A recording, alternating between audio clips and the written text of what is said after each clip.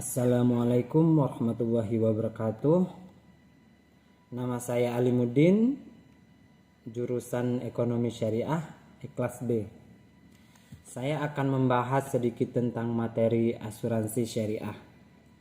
Sebagaimana kita ketahui bahwa asuransi syariah merupakan bentuk usaha untuk saling melindungi dan tolong-menolong antara para pemegang polis dengan melakukan pengumpulan dan pengelolaan dana terbaru, memberikan pola pengembalian untuk menghadapi resiko tertentu dengan akad yang sesuai dengan syariah.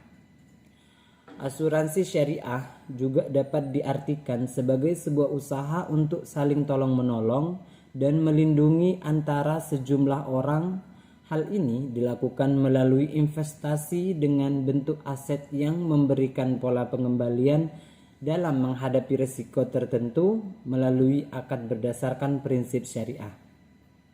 Prinsip yang digunakan oleh asuransi syariah berupa sharing of risk, yakni risiko dari satu orang atau pihak dibebankan oleh seluruh pihak pemegang polis, sehingga perusahaan asuransi syariah yakni melakukan pengelolaan operasional dan investasi dari sejumlah dana yang diterima dari pemegang polis.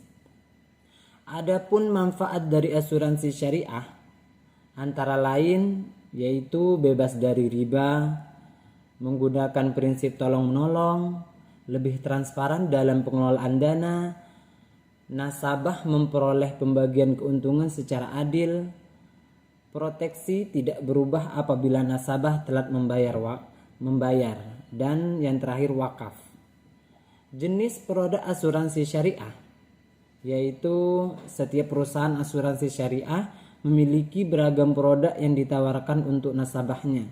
Adapun jenis produk asuransi syariah antara lain takaful individu, yakni merupakan produk yang memberikan perlindungan dan perencanaan bersifat pribadi. Yang kedua, takaful kelompok, yaitu adalah produk yang memberikan perlindungan dan perencanaan yang bersifat kelompok pada perusahaan. Yang ketiga, takaful umum, yaitu memberikan perlindungan dan perencanaan yang bersifat umum. Adapun dasar hukum asuransi syariah menurut Al-Quran dan fatwa MUI, yaitu diantaranya dasar hukum asuransi syariah di Indonesia. Faktanya di Indonesia produk asuransi syariah cukup banyak diminati. Walau begitu masih ada beberapa masyarakat yang menganggap hukum asuransi syariah belum sepenuhnya halal, meskipun sudah didukung oleh fatwa dari Majelis Ulama Indonesia atau MUI. Terkait hal tersebut, pemerintah bersama lembaga terkait termasuk MUI terus mengedukasi masyarakat mengenai produk asuransi syariah ini. Dasar hukum yang digunakan untuk menghalalkan produk asuransi syariah meliputi yaitu hukum asuransi syariah menurut Al-Quran dan Al-Hadis.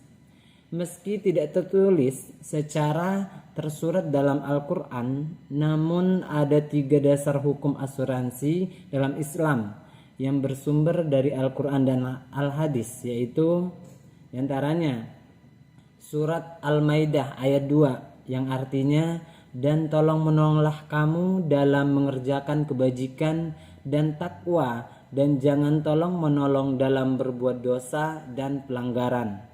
Yang kedua, surat Al-Hasyr ayat 18 yang artinya, hai orang-orang yang beriman, bertakwalah kepada Allah dan hendaklah setiap diri memperhatikan apa yang telah diperbuatnya untuk hari esok, masa depan atau akhirat, dan bertakwalah kepada Allah.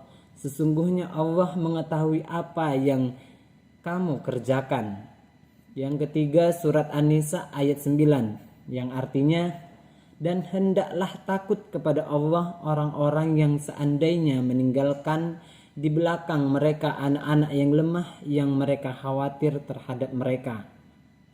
Hadis riwayat Muslim dari Abu Hurairah yang berbunyi, barang siapa melepaskan dari seorang muslim suatu kesulitan di dunia, Allah akan melepaskan kesulitan darinya pada hari kiamat.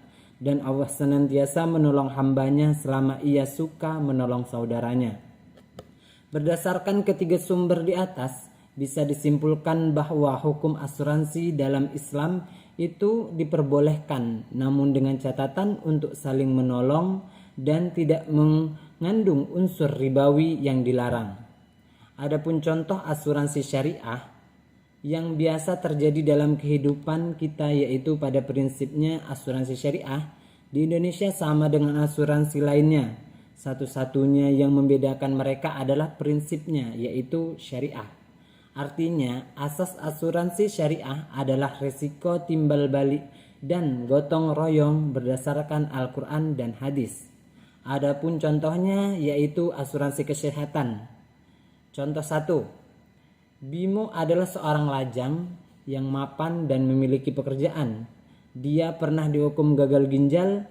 Mengobati penyakitnya tidak hanya mempengaruhi pekerjaannya, tetapi juga menghabiskan tabungan dan sumber dayanya.